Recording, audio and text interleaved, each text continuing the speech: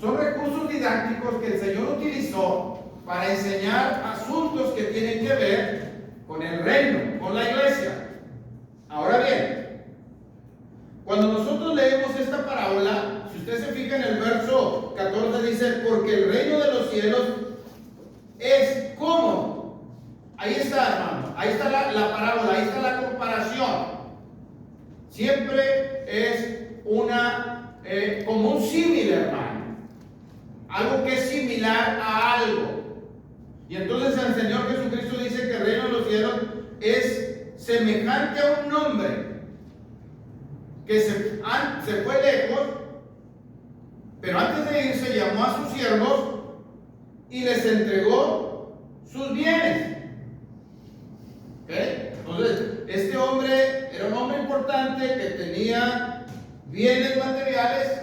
Él se va a un viaje o se ausentó por un largo de tiempo de donde él estaba, pero antes de irse le llamó a 3 de sus siervos y les dio bienes. A uno le dio 5 talentos, a otro le dio 2 y a otro le dio 1. Ahora bien, según, hermanos, ¿cómo fue la repartición de esos talentos, hermanos? ¿Cómo fue la repartición? ¿Por qué a uno le dio 5, a otro le dio 2 y a otro 1? ¿Por qué, hermano? ¿Sería que el Señor hizo una distinción y tuvo un menosprecio? ¿Por qué el Señor le dio a uno 5, Nora? A otro le dio 2 y a otro le dio 1. ¿Por qué, hermano? ¿En qué se basó el Señor para hacer esa repartición? Porque mira la capacidad de cada uno. Exacto. ¿Rubén? Conforme a su capacidad. Exacto. Entonces, el Señor reparte sus bienes de acuerdo a la capacidad de cada uno de sus siervos. ¿Ok? Entonces, el Señor conocía a sus siervos, hermano, porque conocía la capacidad de cada uno. Y entonces, Él cuando le da 5 a uno, el Señor sabía que este que recibió 5 talentos los podía utilizar. Tenía la capacidad de usarlos, hermano. Al que le dio 2, también el Señor sabía que quizás no iba a manejar 5, pero 2 sí los podía manejar. Al que le dio 1, tampoco le dio 5 ni le dio 2, porque el Señor lo conocía y sabía que él podía manejar 1. ¿Okay? Ahora, qué importante, hermanos, es que cuando nosotros estudiemos las parábolas, e incluso cuando estudiemos cualquier texto bíblico, nosotros aprendamos a sacar la idea teológica o exegética, hermano. Y aunque se oyen muy rebuscadas las palabras, no es otra cosa. ¿Cuál es la idea que el Señor quiere imprimir en mi mente con esta parábola? ¿Cuál es la idea que el Señor quiere poner en mi mente cuando Él utiliza estas parábolas? Y hermanos, la idea teológica o la idea exegética de la parábola de los talentos no es otra cosa, hermanos, que el Señor quiere saber de nosotros que le mostremos la prueba verdadera, hermanos, la prueba verdadera de nuestra fidelidad, ¿sí? Y la prueba verdadera de nuestra fidelidad a Dios es lo que hacemos durante la ausencia del hombre importante. Esa es la idea teológica en la que circula toda la enseñanza de la parábola. ¿Sí? Que la prueba de fidelidad que nosotros mostramos es lo que hacemos, no lo que decimos, no lo que pensamos, no lo que sentimos, sino nuestra prueba de fidelidad es lo que hacemos cada uno de nosotros en la ausencia del Señor. ¿Ok? Y Dios nos ha dado talentos. En este caso, hermano, era dinero. Porque, mire, hermano, en el versículo 18 vemos nosotros, y en el versículo 27 vemos que se refería, hermanos, a dinero, hermano. Dinero. Dice el versículo 18: pero el que había recibido, uno fue y cavó en la tierra y escondió el dinero de su señor. Luego en el verso 27 dice, por lo tanto, debías haber dado mi dinero a los banqueros para que cuando yo regresara recibiera lo que era mío con interés. Entonces, lo que el Señor puso a disposición de sus siervos fue dinero, una cantidad. Ahora, hermano, dice que un talento equivalía a 6,000 denarios. 6,000 denarios. Y un denario era el pago por un jornal o por un día de trabajo de un jornalero. ¿Ok? Entonces, si usted multiplica, ¿sí?, 5 talentos por 6,000, 30. 30. ¿Sí? 5 talentos por 6,000. Y luego lo multiplica usted. ¿Cuál es el salario mínimo de nosotros aquí en México? Como unos 300 pesos más o menos es el salario mínimo. Que nadie lo gana, la mayoría ganamos un poco más. Pero el salario mínimo con el cual se rigen todas las multas, los recargos y todo lo que tiene que ver, anda como en 300 pesos diarios. Ahora usted multiplique 5 por 6,000 y luego multiplíquelo por 300. ¿Cuánto dinero le dieron? Era una buena cantidad de dinero. Al que le dieron 5, al que le dieron 2 y al que le dieron 1. Hasta el que llevó 1, hermano, le dieron buen dinero. ¿De acuerdo? Salud. A la capacidad de cada uno. Ahora, quiero enseñar un poco más sobre la parábola, hermano, porque a mí me interesa mucho. La verdad, las parábolas, cuando uno las estudia, hermano, son enriquecedoras. Y además nos forzan a la meditación. Porque así como las parábolas pueden ser ventanas donde el Señor las abre para que la luz del Evangelio, la luz de la palabra de Dios llegue a nuestras vidas, también son como percheros donde el Señor cuelga la verdad, hermanos, para que cualquier persona con buenas intenciones, con una buena motivación, se acerque y se coloque la verdad de Dios, hermano. También las parábolas, el Señor Jesucristo las utilizó para esconder la verdad a aquellos que no querían entender la verdad. Por eso les habló por parábolas. Y algunas parábolas las explicó, ¿se acuerdan?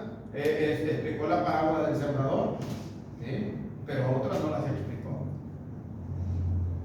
Entonces, hermanos, las parábolas son, estudiarlas nos trae bastante enseñanza. Ahora, quiero decirles algo más de las parábolas. Una parábola lo que hace es evocar un ambiente. Piensen, hermano. Evocar un ambiente y también describir una acción y el resultado de esa acción. ¿Okay? Ahora, ¿cuál es el ambiente aquí? Pongámonos en contexto. ¿Cuál es el ambiente aquí, hermano? Bueno, veamos a un señor importante que llama a 3 de sus siervos y los bendice con algún dinero de acuerdo a su capacidad. Ahora, dice que también describe una acción. ¿Cuál fue la acción de cada uno de los siervos? Bueno, uno fue y negoció, el de los 5 fue y negoció y ganó otros talentos, 5 talentos, o sea, los duplicó. El de los 2 fue y negoció también y duplicó los talentos y ganó otros 2 sobre los que ya tenía. Pero ¿cuál fue la acción del que le dieron 1, hermanos? Él no negoció, él no fue a buscar la manera de cómo duplicar ese talento, sino él se fue a la zona de confort, ¿verdad? Y dijo, no, yo no voy a meterme en problemas, yo voy a esconder el talento y cuando el Señor venga, voy a agarrar lo que él tiene y se lo regreso. Yo no tengo ningún problema, yo no quiero problema. Pero acuérdense, una parábola no solamente evoca un ambiente, sino describe una acción y el resultado. ¿Cuál fue el resultado del que duplicó los 5 talentos? ¿Cuál fue el resultado del que duplicó los 2 talentos? ¿Cuál fue el resultado? Bien, siervo fiel.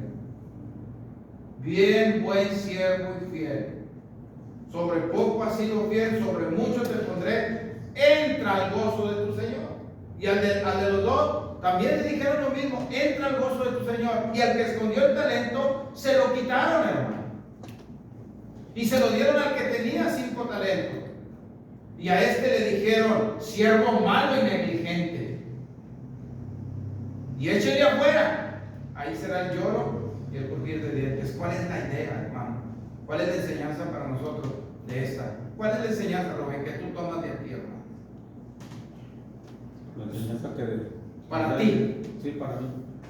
Es que todo lo que aprendemos, toda la palabra la debemos llevar a cabo, porque luego ya no hay tiempo para andar llorando. Ahora, yo me tengo que apropiar, hermano, porque lo que es de todos no es de nadie. Esa es verdad. Lo que es de todos no es de nadie. O sea, yo tengo que apropiarme y decirme a mí mismo que Cristo se fue. Él se fue al cielo, pero Él prometió volver. Y cuando el Señor de estos siervos se fue, regresó. Por eso dice el versículo 19: después de mucho tiempo vino el Señor de aquellos siervos, noten, y arregló cuentas con ellos. Ahora, si usted lee 2 Corintios 5:10, ¿qué dice, Jorge? 2 Corintios 5:10. Es un pasaje que todos conocemos. Si lo citamos a cada uno. ¿Qué dice 2 Corintios 5:10? Porque es necesario que todos nosotros comparezcamos ante el tribunal de Cristo, para que cada uno reciba según lo que haya hecho mientras estaba en el cuerpo, sea bueno o sea malo. Es lo mismo, hermanos. El Señor Jesucristo resucitó y ascendió a los cielos.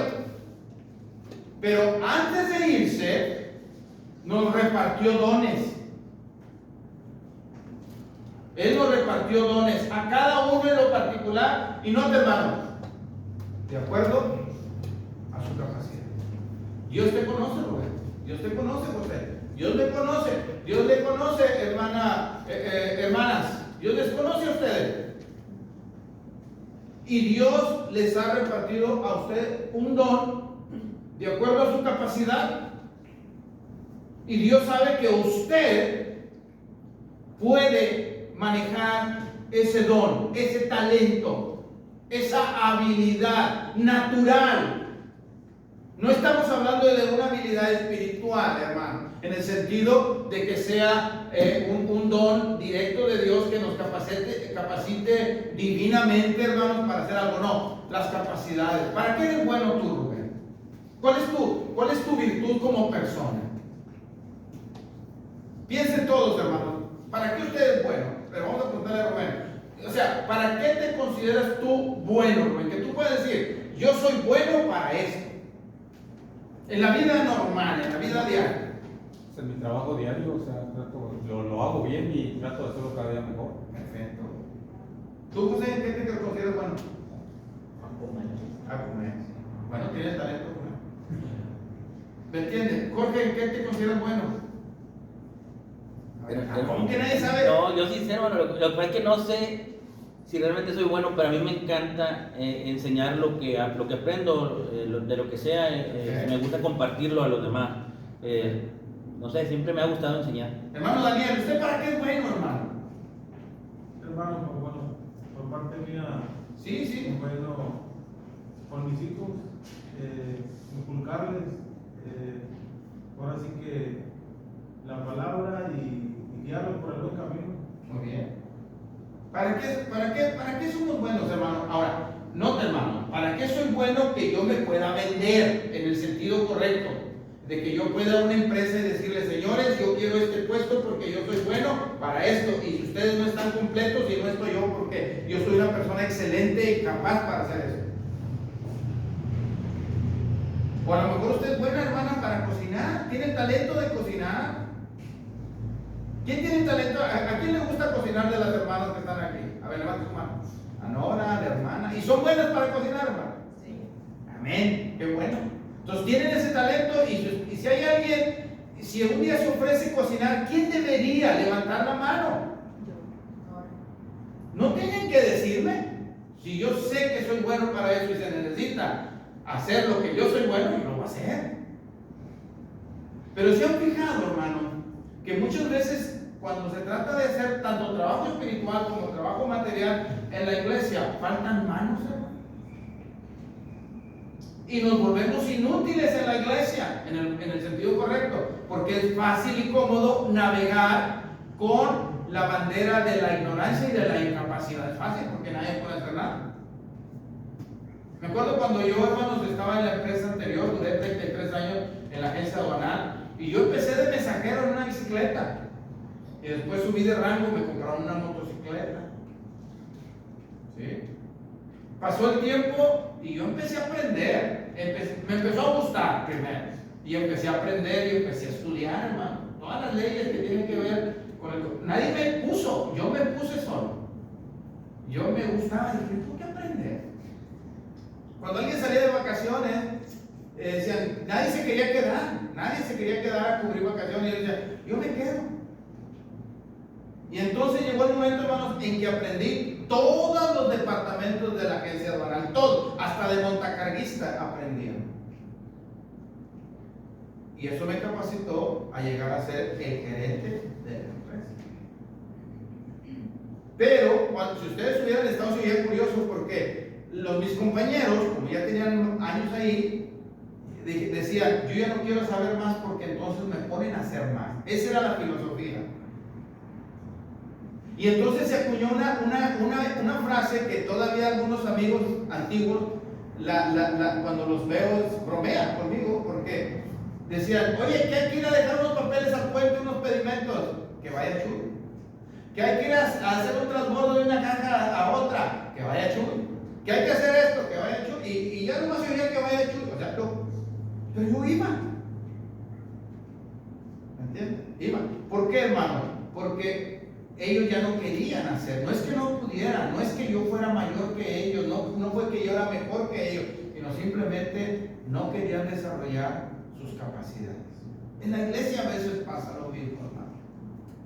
Nos damos cuenta que los hermanos vas a tu casa y arreglan su casita, la tienen adornadita y todo, y a veces en la iglesia no hay quien haga ese trabajo.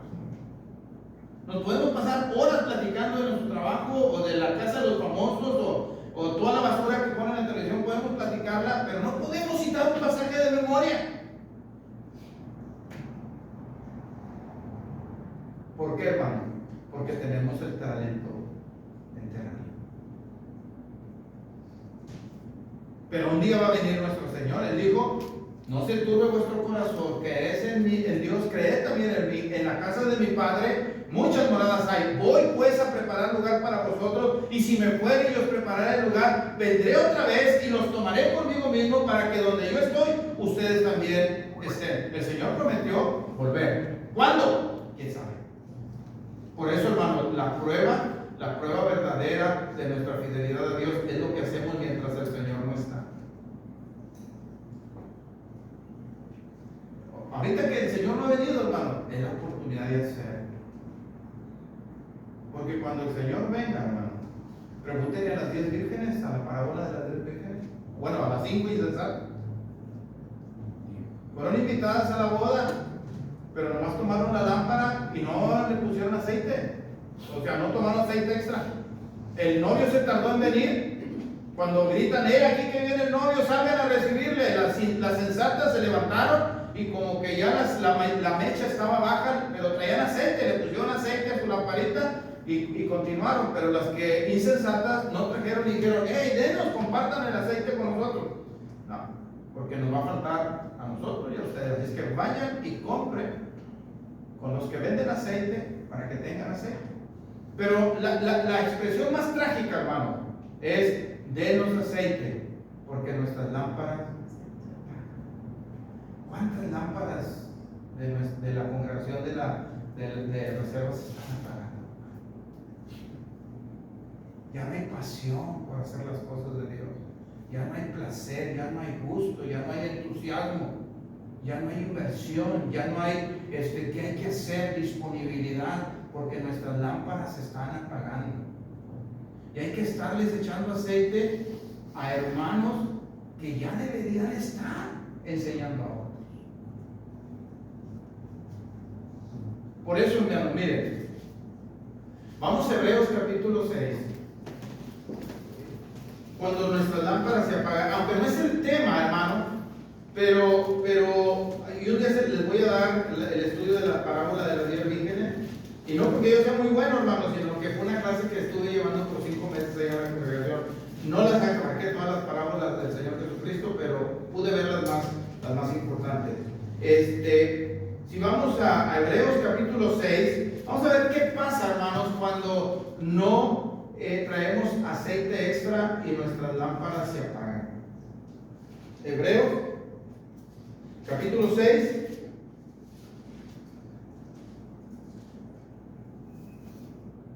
En el versículo 4. El contexto de Hebreos fue escrito a hermanos que estaban desanimados, que iban camino a la apostasía, hermano, a apartarse del camino verdadero. Estaban desanimados, estaban con las manos caídas y las rodillas paralizadas, estaban amargados. Ya habían entrado en un estado de amargura. No, ya para qué ir a la iglesia. No, igual de hipócritas, así, nunca me toman en cuenta y a mí no me quieren, y se empezaron a amargar. Y entonces les escribe la carta a los hebreos, a ellos, para decirles: levanten las manos caídas y las rodillas paralizadas, y hagan sendas derechas para vuestros pies, para que lo cojo no se salga del camino, sino que sea sanado. O sea, ese es el punto. Ese es el contexto de la carta a los hebreos. Ahora, ¿qué les va a decir, hermano, en el versículo, desde el 1, pero yo quiero ver el verso 4. Note, hermano, léalo con cuidado, o leámoslo. Dice: porque es imposible. Ahora, ¿qué es imposible, hermano? ¿A qué se va a referir cuando algo es imposible ahí? Dice, porque es imposible que una vez, entonces habla de personas, que los que una vez fueron iluminados y gustaron del don celestial y fueron hechos partícipes del Espíritu Santo, y asimismo gustaron de la buena palabra de Dios y de los poderes del siglo venidero. O sea, les está diciendo: miren todo lo que ustedes experimentaron. Cuando ustedes se hicieron cristianos, cuando usted se hizo cristiano, hermano, mire, usted fue iluminada con la luz de Dios, con la luz del Evangelio que resplandeció en sus corazones, le hizo ver su situación de pecado, le hizo ver su destino eterno en esa condición, y usted dijo: yo no quiero ir al infierno. Y se arrepintió, confesó que Jesucristo es el Hijo de Dios, fue bautizado para el perdón de sus pecados. ¡Pum! Su mente se iluminó con la palabra de Dios, con el Evangelio. Usted fue iluminado. Y además dice, no solo esto, gustaron del don celestial, gustaron de la gracia de Dios y todas sus riquezas, hermano, todas las bondades del Evangelio. Como dijera Pablo en Efesios 1:3, que en Cristo fuimos bendecidos con toda bendición espiritual en los lugares celestiales. Gustamos de eso, lo disfrutamos, lo participamos, hermano, cuando usted se convirtió. Luego dice, y además fueron hechos partícipes del Espíritu Santo. Aquí puede ser en cuanto a que cuando recibimos el Espíritu Santo, cuando fuimos bautizados, o puede ser referencia también a todas las bondades de la palabra de Dios, a todo el don del Espíritu Santo, lo que el Espíritu Santo sabe dar también, como Dios lo hace y como Cristo lo hace. Pero también dice, verso 5, y asimismo gustaron de la buena palabra de Dios y de los poderes del siglo venidero. Estos son los milagros, hermanos. Ellos pudieron ver milagros. Por eso en el capítulo 2 les dice: es necesario que con más diligencia atendamos a las cosas que hemos oído, no sea que nos deslicemos, porque si la palabra dicha por medio de los ángeles fue firme y toda transgresión recibió justa retribución, ¿cómo escaparemos nosotros si descuidamos una salvación tan grande, la cual fue anunciada primeramente por los que nos predicaron el Evangelio y fue confirmada por los milagros del Señor Jesucristo? Miren todo lo que recibimos cuando nos hicimos cristianos. Miren de todo lo que Dios nos hizo partícipes, hermanos, en su gracia, en su bondad, en su misericordia, a través de Cristo. Gustamos de la buena palabra de Dios y de los siglos venideros. Pero ¿qué pasa con estos que va a ser imposible? Verso 6. y recayeron. Fíjense, hermano, estos recayeron. Es imposible que estos recayeron, sean otra vez renovados para arrepentimiento, crucificando de nuevo para sí mismos al Hijo de Dios y exponiéndolo a vituperio. O sea, Cristo ya no va a volver a hacer un sacrificio por ellos. Ya no, porque el sacrificio fue una sola vez y para siempre. Para ser perfectos una vez y para siempre a los santificados, hermano. También lo dice Hebreos en el capítulo 10, en el capítulo 9 y en el capítulo 8 de Hebreos. Con una sola ofrenda hizo perfectos a los santificados para siempre. Pero recayeron. Por lo tanto, es imposible que otra vez Cristo vuelva a morir por ellos. Luego dice el verso 7. Ahora, ¿a qué me expongo, hermano? Porque es la tierra. Hablando de los que recibieron todas las bondades del Evangelio y recayeron. Porque la tierra que bebe la lluvia que muchas veces cae sobre ella, aquí va a ser a la buena tierra, ¿verdad? Sobre ella y produce hierba provechosa, aquellos por lo cual es labrada, recibe bendición de Dios. Es decir, va a ser una comparación. Hay una tierra que cuando llueve absorbe la lluvia y quien siembra sobre esa tierra bien regada da fruto para provecho del que sembró. Pero luego dice, hermano, verso 8, pero la que produce espinos y abrojos es reprobada y está próxima a ser maldecida y su fin es el ser quemada. ¿No fue lo que pasó con el que escondió el talento? Se le dijo, siervo malo y negligente, échenle fuera y allá será el lloro, porque no produjo, simplemente le dio al Señor lo que el Señor le entregó. No produjo, se volvió infructuoso, se hizo inútil. En la iglesia no hay siervos inútiles, no debiera haber miembros inútiles, hermanos, porque cuando el Señor habla acerca de la vid, dice, yo soy la vid y ustedes son los pámpanos. Todo pámpano que en mí lleva fruto, mi Padre lo limpia y llevará más fruto, pero el pámpano que no lleva fruto en mí, mi Padre lo cortará, se secará y lo quemará. ¿No sirve? Hermanos, vinimos al reino. Grábeselo en su mente, hermano. Vinimos al reino a producir, a ganar. A eso vinimos al reino. Venimos a traer fruto y venimos a ganar, no venimos a perder. Al que le dieron 5 talentos, ganó 5 talentos sobre los que le dieron y trajo 10. Por eso, hermanos, y el que le dieron 2, produjo y trajo otros 2. El que le dieron 1, lo enterró, no ganó. Ahora, veamos, hermanos, la diferencia entre un cristiano feliz y un cristiano infeliz. ¿Sabe que si usted es infeliz en la iglesia, usted tiene la culpa? Usted tiene la responsabilidad. No es la iglesia, no es el predicador, no, es usted.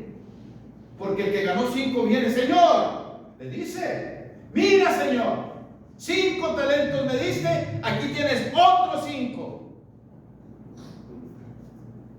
Hay un himno que cantamos, si queréis ser felices, ¿qué robo? Debes obedecer. Claro, hermano. La obediencia. No hay cristiano más feliz que el cristiano obediente. Y no hay cristiano más infeliz que el cristiano desobediente. ¿Por qué? Porque trae la conciencia. La conciencia es una bendición, hermano. Que no es la regla. La regla es la palabra de Dios. Pero la conciencia es esa parte que Dios nos dio de tener conciencia de nuestra situación.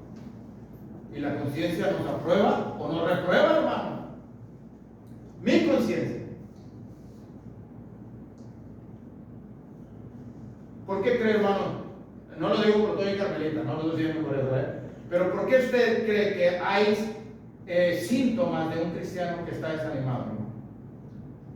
Un cristiano que está desanimado tiene síntomas en la forma en que se sienta, en la forma en que llega con la iglesia, en la forma en que saluda a la iglesia, en la manera en que se comporta con la iglesia y en la manera que se aparta de la iglesia, incluso en el lugar donde se sienta en la congregación.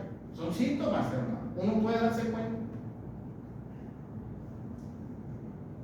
¿Entiende? Son síntomas. Pero usted lo tiene que saber, por eso están las parábolas, hermano. Para que usted lo razone.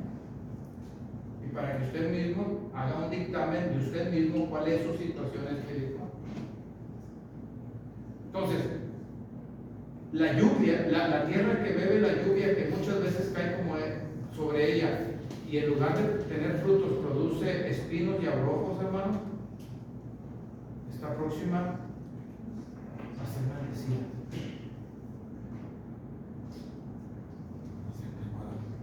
¿Sí? Y a ser quemada. Ahora, si usted ve el contexto, hermanos, de dónde fue dicha esta parábola de los talentos, está en el contexto del capítulo 20. Vamos otra vez, porque no se lo quiero decir de memoria porque no me quiero equivocar. Vamos a Mateo 25, hermano. ¿Cuál es el contexto en el que el Señor dice esta parábola? Según el verso 24, el capítulo 24, perdón, verso 1 dice: cuando Jesús salió del templo y se iba, se acercaron sus discípulos para mostrarle los edificios del templo. Respondiendo él les dijo: ¿ves todo esto? De cierto os digo que no quedará aquí piedra sobre piedra que sea derribada. ¿Cuál es el contexto en el que el Señor dice estas parábolas que están en el capítulo 24 y el capítulo 25, hermano? Él está diciendo: Jerusalén va a ser destruida. Y así fue. En el año 70 vino el general Tito, hermano, y destruyó la ciudad de Jerusalén. ¿Sí? Pero luego, cuando vamos al capítulo 25, hermano, nos vamos a dar cuenta en el verso 31 que ahora habla del juicio sobre la nación. El 24 habla del juicio sobre Jerusalén, y en el 25 habla del juicio sobre las naciones, ya sobre todas las naciones. Y dice, hermano, en ese capítulo dice que cuando el Señor venga con sus santos ángeles, con él, entonces se sentará en su trono de gloria. ¿Para qué se va a sentar? Para lo que hizo el Señor que le dio los talentos, hacer cuentas con ellos. Ahí vamos a estar usted y yo. Ahí vamos a estar. Porque es necesario que todos comparezcamos ante el tribunal de Cristo para que demos cuenta de lo que hicimos con el talento o los talentos, mientras estábamos en el cuerpo, sea bueno o sea malo. O sea, vamos a ser juzgados, hermanos, por lo que hicimos. ¿Ok? Y entonces el Señor dice que reunirá a todas las naciones delante de su trono. Aquí, hermanos, ya no va a haber misericordia. Aquí ya no va a haber gracia. En este tiempo, cuando el Señor venga y ponga su trono de gloria y nos reúna a todos delante de Él, ahí se acabó la gracia, la misericordia, la bondad de Dios, porque ahora lo que queda es juicio, justicia. El Señor va a impartir justicia, y la justicia es darle a cada quien lo que merece. Ese es justo. Y entonces el Señor se sentará y ahí estaremos todos, hermanos, vivos que estuvieran cuando el Señor venga, muertos que serán resucitados cuando el Señor venga, para que no haya excusa, todos vamos a estar ahí. Y entonces el Señor va a poner unos a su derecha y va a poner otros a su izquierda. Va a haber una separación. No te hermanos, están a su derecha o a su izquierda, no van a estar en medio. No va a haber lugar en medio, o sea, va a haber una separación, no va a haber un tercer grupo, hermano. O sea, lo que yo quiero que usted entienda es que no es suficiente con ser más o menos cristianos, porque no va a haber lugar para los más o menos cristianos. O somos o no somos. El Señor le dijo a la iglesia en Apocalipsis: ¿eres caliente o eres frío? Porque los tibios yo los vomito. Unos a su derecha y a otros a su izquierda. ¿Dónde va usted a estar, hermano? ¿Sabe que usted puede saber hoy dónde va a estar usted? Y ¿sabe qué, hermano? Usted va a definir dónde quiere estar. ¿Ok? Es su decisión dónde quiere estar. ¿En la derecha o en la izquierda? Ahora, ¿por qué digo esto? Porque a los de su derecha les dirá: venid benditos al reino preparado desde antes de la fundación del mundo para ustedes. Cuando escuchen aquella declaración de que están hechas, ¿por qué, Señor? Bueno, les voy a decir por qué van a ir al reino preparado para ustedes desde antes de la fundación del mundo. ¿Saben por qué? Porque tuve hambre y me dieron de comer. Porque tuve sed y me dieron de beber. Porque estuve desnudo y me vestiste. Estuve enfermo y en la cárcel y me visitaste. Pero ¿cuándo te dimos, Señor? Cuando se lo hiciste a uno de estos más pequeños, a mí me lo hiciste. Nota usted que siempre habla, no dice todo lo que pensaste, todas tus intenciones, todos tus sentimientos, no, dice lo que hiciste. Y entonces les va a decir a su izquierda, a los de su izquierda: apartados de mí, malditos, al fuego eterno preparado para el diablo y sus ángeles.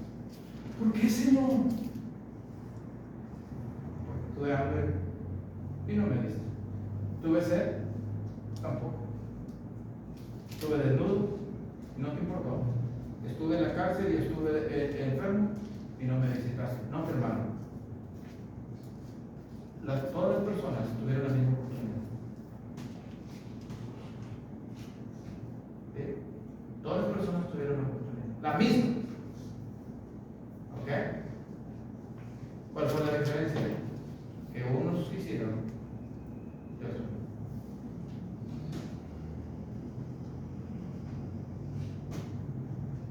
Entonces, al reino, hermano, venimos a negociar. Al reino venimos a ganar, a multiplicar. Y no multiplicar, hermanos, por favor, yo siempre le digo a la iglesia: quitémonos que de nuestra boca en cuanto a la iglesia nunca se escuche la palabra poquito. En el reino no debería existir esa palabra, ¿no? Poquito. Hay hermanos que te dicen: vamos a hacer una oracioncita. Una oracioncita, hermano.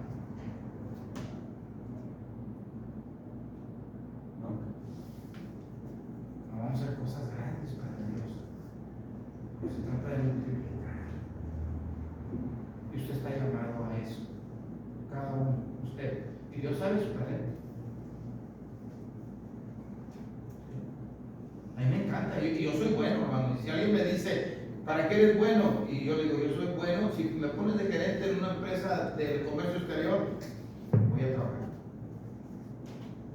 Nomás suéltame. Y luego, bueno, hermanos, la misma capacidad que yo tengo para levantar una agencia anal y dirigir una agencia anal es la misma capacidad que debería de tener para dirigir una congregación de la iglesia del Señor. Ni más ni menos. Ni más ni menos. Ustedes son buenas para cocinar. El mismo talento que tienen para cocinar es el mismo talento que tienen para conducir a los niños en el camino del Señor, a ser maestras del bien. Es la misma capacidad. ¿Cuál es la diferencia? Habéis tomado mucho tiempo. ¿Cuánto trabajamos, hermanos? ¿Cuántas horas? ¿Cuál es la jornada de trabajo? 8 horas. Y a veces algunos trabajamos extra porque necesitamos un poquito más. Y para la iglesia, ¿cuánto trabajamos?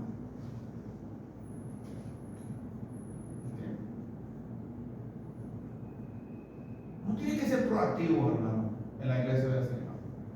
Y proactivo es hacer más de lo que te toca hacer, o de lo que te dicen que hagas. Es ser proactivo. Me dijeron 2. Yo voy a traer 3, 4, 5. Lo voy a hacer. Y es tan divertido.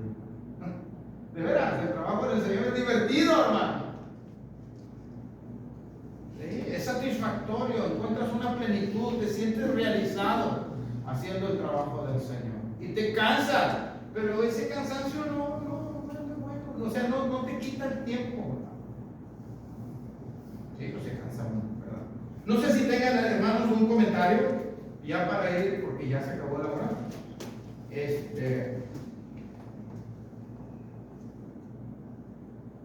¿tiene algún comentario? Solamente eso, hermano, que mencionaba al final. Siempre la otra idea que veo en este texto, hermano, que estamos analizando es el sumar. Porque los que ganaron son los que fueron bendecidos. Y muchas veces nosotros estamos pensando más en restar, aún hasta en el trabajo, ¿verdad? A veces decimos, es que son muchas actividades, hermano, tenemos todo el año, o sea, entonces, pero estamos pensando más en restar que en sumar.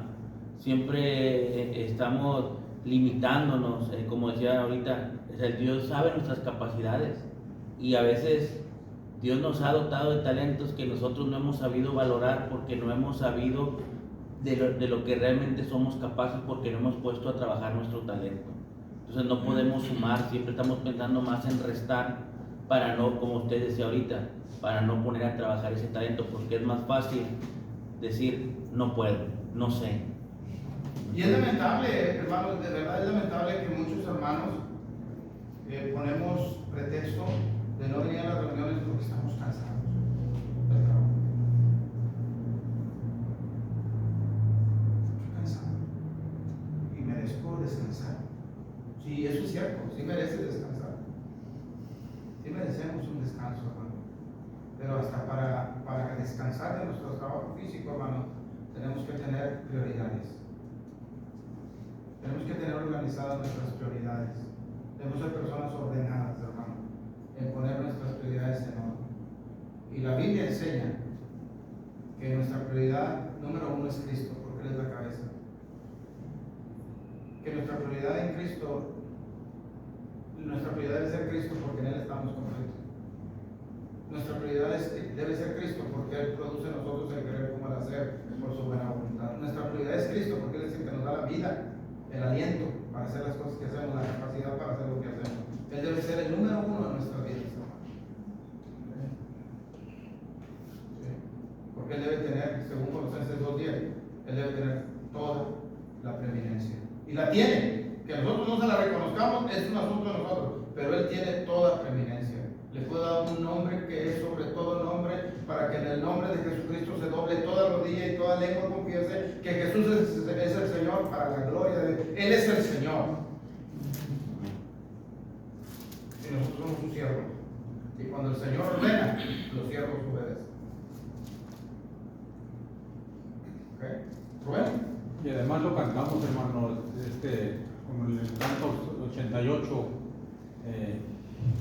escuchad, Jesús nos dice, nos habla, si lo vemos detenidamente el canto y lo vamos viendo como debemos ver los cantos, qué es lo que estamos cantando, que unos pueden hacer una cosa, otros pueden hacer otra. O sea, son los talentos que Dios nos dio. Y un día que estemos allá nos va a llamar. La próxima clase, hermano, yo sé que a lo mejor esta clase fue media dura, pero la próxima clase les voy a dar una sobadita, hermanos, con Mateo capítulo 5, versículo 13. Vosotros sois la sal de la tierra, y luego el 14 y 16, vosotros sois la luz del mundo.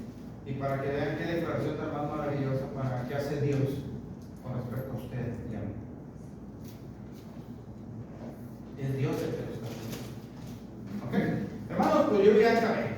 Muchas gracias y pongamos a trabajar nuestro talento. Amén. Gracias, hermano.